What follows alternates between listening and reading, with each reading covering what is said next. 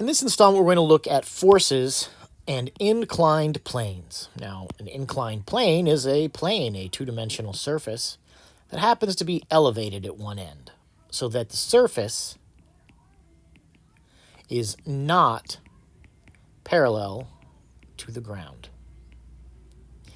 Now, looking at inclined planes, there are quite a number of different forces that are involved to satisfactorily treat things with inclined planes. We, of course, know the force of gravity, and we know force normal. There is an applied force that can be involved, and there is the force of gravity parallel, force of gravity perpendicular, the force of friction static, and the force of friction dynamic. And over the next couple of videos, we're going to look at each of those in depth. So the first thing for us to know, and this is something for us to just know, is that when we have an inclined plane, such as this, here's the plane that's inclined, and we could make this look a little more three-dimensional by doing this.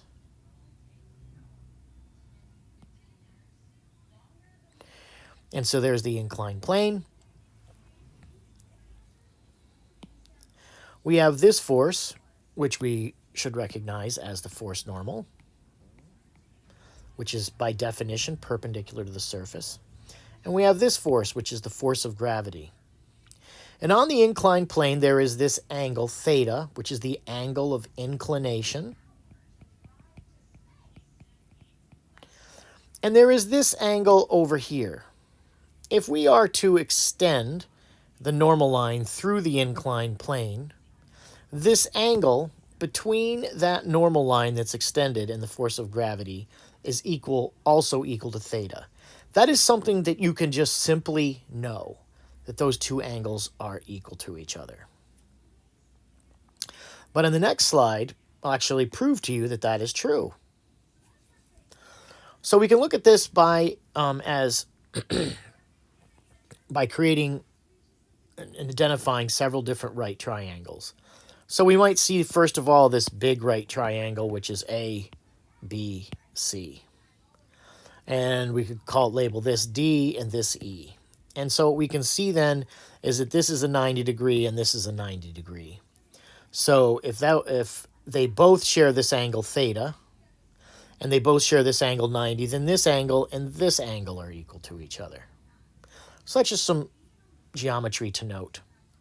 We could also construct a right triangle like so.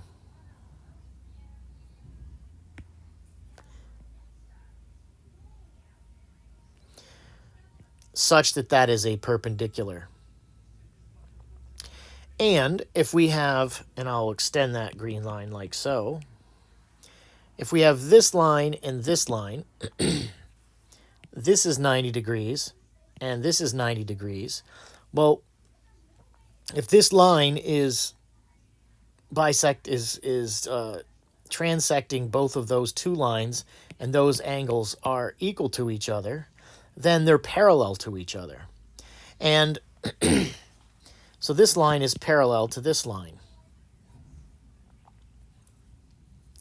And if this angle is 90, then that makes this angle 90 and that angle 90. It also makes this angle 90.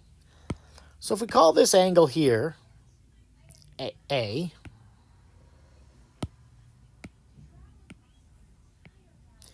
call that angle B, then we know A plus B equals 90. And B is the angle we're trying to show.